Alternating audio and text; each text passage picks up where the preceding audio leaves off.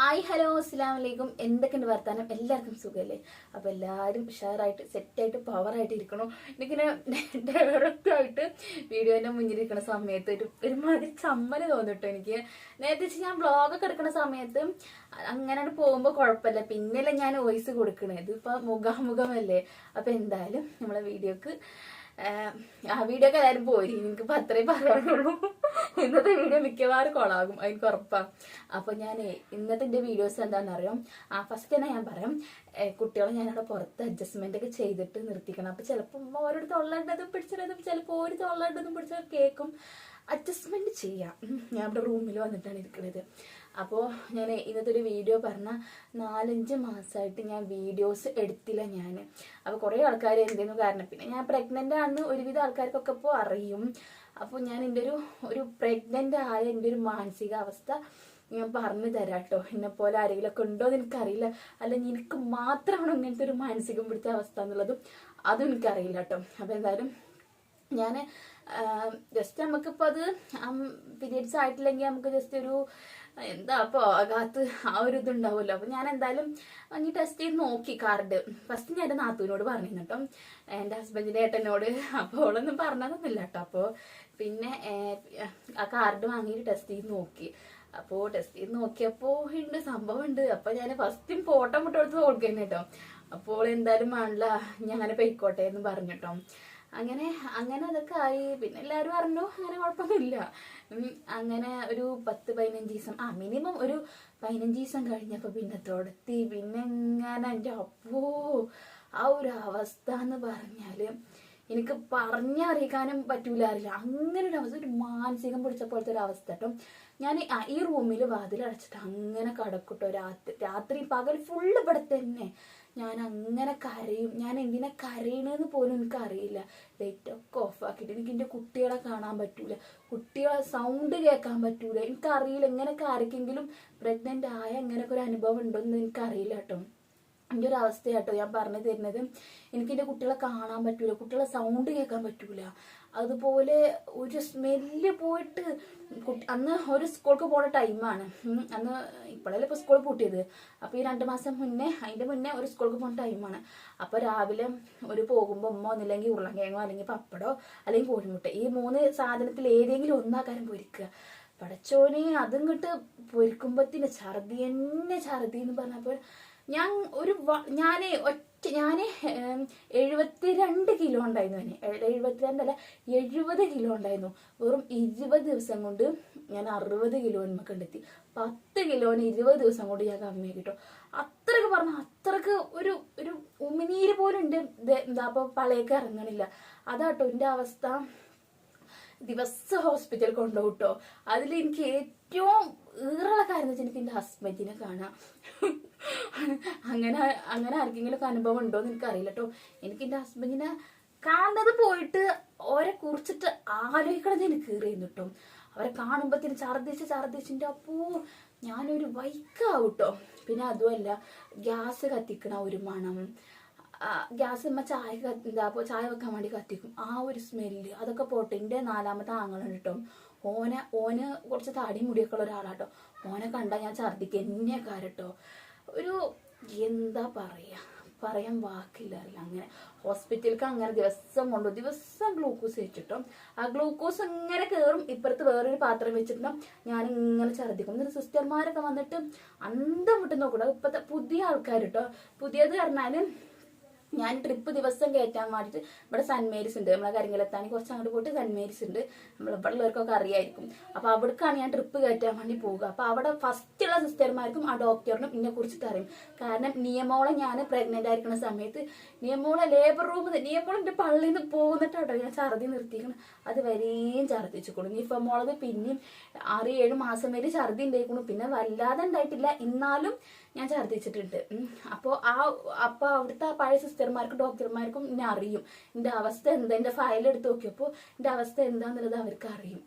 അപ്പോൾ ഈ പുതിയ സിസ്റ്റർമാരുണ്ടല്ലോ, അവരിങ്ങനെ അന്തം വിട്ട് നോക്കും, ഇങ്ങനെ ഓരോരുത്തർക്ക് പള്ളിയിലുണ്ടാക്കി അറിയും.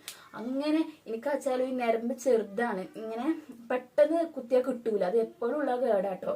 അപ്പം എത്ര ഒരു വട്ട കുത്തുകയെന്ന് അറിയോ, ഇവിടെ കുത്തു ഇവിടെ കുത്തു, ഈ കയ്യിൽ തന്നെ ഒരു 10-15 വട്ടം എന്ന് പറഞ്ഞാൽ 10-15 അല്ല, സോറി കേട്ടോ, എന്തായാലും ഒരു 4-5 വട്ടെങ്കിലും കുത്തിയിട്ടുണ്ടാവും കേട്ടോ. അവസാനം പിന്നെ എങ്ങനെയെങ്കിലുമൊക്കെ ഈ കെടുപ്പിനൊക്കെ വെച്ച് കുത്തും. അവസാനം ഒരു വട്ടം ഈ 2 കൈമയും കിട്ടാല്, ഇവിടെയും കിട്ടാല്, അവസാനം കാലിന്റെ കെടുപ്പിനൊക്കെ കൊണ്ട് വെച്ച് കുത്തിയിട്ട് എൻ്റെ അമ്മോ ഒന്ന് വേദന സഹിച്ചതാകൂല. എന്നിട്ട് അങ്ങനെ ഒരു വക ഏത് ഈ ക്ഷീണിച്ചിട്ട് പറ്റ ഹോസ്പിറ്റലിൽ പോയാൽ ഒരു ഗ്ലൂക്കോസ് അടക്കം കയറാൻ പറ്റില്ല. ആ ഗ്ലൂക്കോസ് നീ കയറിക്കോ ഞാൻ അങ്ങനെ ഛർദിക്കും. അതാ അങ്ങനെ ഇങ്ങനെ ഹോസ്പിറ്റലിൽ പോയാലുള്ള അവസ്ഥ അതാണ്. ഒരു ട്രിപ്പ് നേരം പോലെ കയറാൻ പറ്റൂല. അപ്പത്തിന് കൈ വൾജാവും ചെയ്യും, വേഗം വീങ്ങി വരും കേട്ടോ. തന്നാലെ കൈ വൾജാവിനനുസരിച്ച് എന്താ ഈ കൈ വീങ്ങി വരുന്നതിനനുസരിച്ചിട്ട് ആ സൂചി മെല്ലെ ഉള്ളിന്ന് തന്നാലെ പുറത്തേക്ക് വരും. അതേ തൊട്ടിൻ്റെ അവസ്ഥ. അങ്ങനെ പിന്നെ വീട്ടിലേക്ക് വന്നാൽ തന്നെ ഈ ഒരു റൂമിൻ്റെ ഉള്ളിൽ ഇങ്ങനെ കടക്കുട്ടും ഒരാളെ സൗണ്ടും ഒന്നും കേൾക്കാൻ പറ്റൂല. വാപ്പി മീനോട് എന്തെങ്കിലും ചോദിച്ചാൽ അതടക്കം എനിക്ക് പിരാന്തായിരുന്നു. എൻ്റെ ഹസ്ബൻഡിൻ്റെ വീട്ടുകാർ മൊത്തം ഉമ്മയുടെ ഫോണിൽ വിളിച്ചിട്ട് ആ കാര്യൻ്റെ കാര്യങ്ങളാണ്. എൻ്റെ കെട്ടിയോനടക്കം വിളിച്ചാൽ ഞാൻ ഫോൺ എടുക്കൂല. എത്രയും ദിവസം എൻ്റെ ഫോൺ സ്വിച്ച് ഓഫ് ആയിട്ടും ഫോൺ എടുക്കാതെ ഫോണിൻ്റെ ഒക്കെ സൗണ്ട് ഇങ്ങനെ കേൾക്കുമ്പോൾ ഏറെ വരും കേട്ടോ. എന്നാലും ഞാൻ അങ്ങനെ കുറേ കടന്ന് എനിക്ക് എന്നെ ചടപ്പ് പിടിക്കും കേട്ടോ. ആ സമയത്ത് വെറുതെ ജസ്റ്റ് ഒന്ന് ഫോൺ എടുത്തിട്ട് ഏതെങ്കിലും ഒരു വീഡിയോ കണ്ടു കഴിഞ്ഞാൽ അപ്പം പിന്നെ തുടക്കും തലക്ക് ആകെപ്പാടെ അങ്ങോട്ട് പിരാന്ത് പിടിച്ച. അതിൽ ഏറ്റവും വലിയൊരു ഇതിന് ഉറക്കം തന്നെയല്ല കേട്ടോ. ഒരു 3 മാസം ഞാൻ ഉറങ്ങിയിട്ടില്ല കേട്ടോ. തീരെ ഉറക്കമല്ല പറഞ്ഞാൽ തീരെ ഉറക്കമല്ല. അപ്പം ഞാൻ ഡോക്ടർമാർക്ക് പോകുമ്പോൾ ഞാൻ പറയും എനിക്ക് തീരെ ഉറക്കമല്ല, എനിക്ക് എന്തെങ്കിലും മരുന്ന് തരുന്നറിയും. അപ്പോൾ അവർ പറയും ഈ സമയത്ത് ഒരു മരുന്നും ഇതാക്കാൻ പറ്റൂല അറിയും. അപ്പം പിന്നെ അവിടെയും പോയി അവിടുന്ന് രക്ഷയില്ലല്ലോ. അഥവാ പിന്നെ രാത്രി അങ്ങോട്ട് തിരിഞ്ഞിട്ടും ഇങ്ങോട്ട് തിരിഞ്ഞിട്ടൊക്കെ ഉറങ്ങീന്ന് കരുതിക്കോളിയും. പിന്നെ രാത്രി സ്വപ്നം കാണാൻ കറി ചോറും സാമ്പാറൊക്കെ കൂട്ടി വയ്ക്കുന്നത്. ആ ഉറക്കത്തിൽ അങ്ങനെ നീച്ചിട്ടുണ്ട് കൊട്ടും ഞാൻ, ഛർദിക്കും ഞാൻ.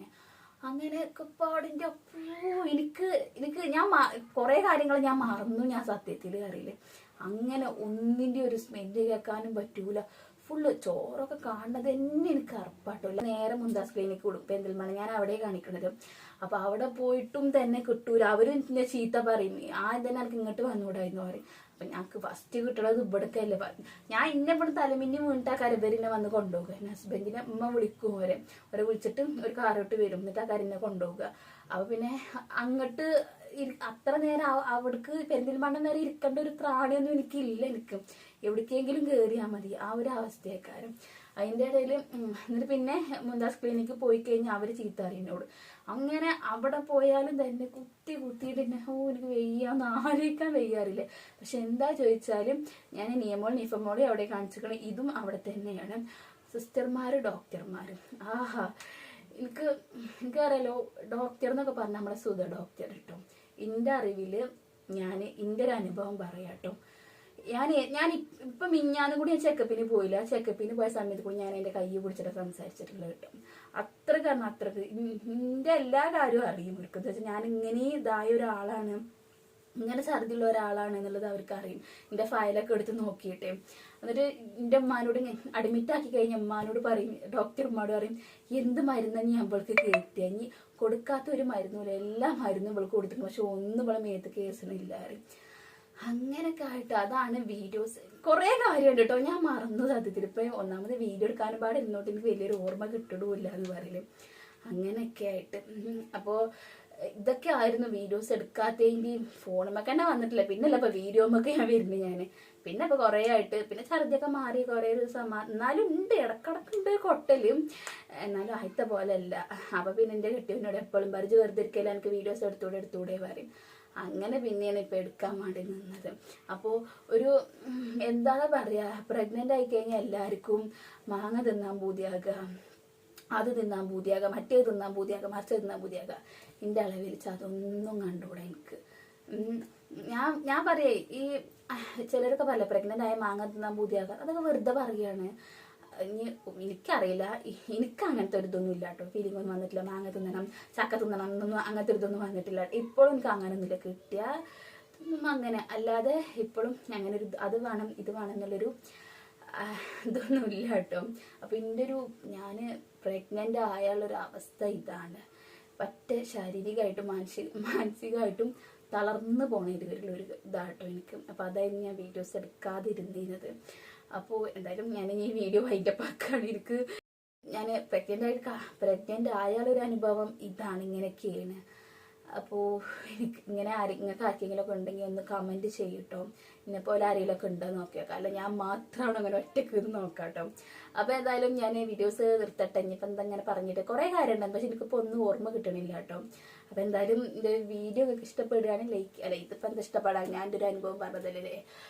എന്തായാലും നല്ല സപ്പോർട്ട് ചെയ്യുക നിങ്ങൾ മാക്സിമം. അപ്പോൾ ഇനി പുതിയൊരു വീഡിയോ ആയിട്ട് വരാം. Tata, bye bye, see U.